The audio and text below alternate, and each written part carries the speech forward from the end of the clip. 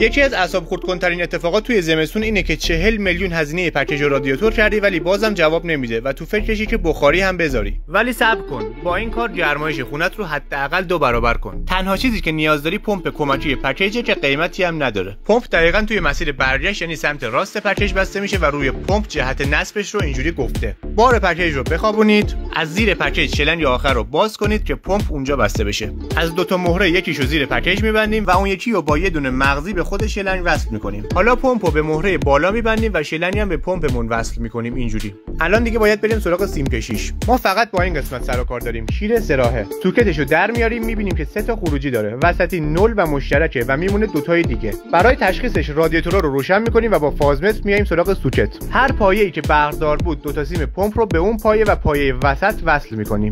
باید به این 2 تا پایه همخونه وصلش کنید. بعد از این کار سوکت شیر سراحه رو وصل می‌کنید و پکیج رو روشن می‌کنید. روی پمپ هم 3 تا دور داره که به دلخواه شماست. الان دیگه دمای خونه وحشتناک بالا میره و خونه مثل سونا گرم میشه. توی پیجم هزینه‌ات صفر میشه. اگه به کارت میاد فالو کن.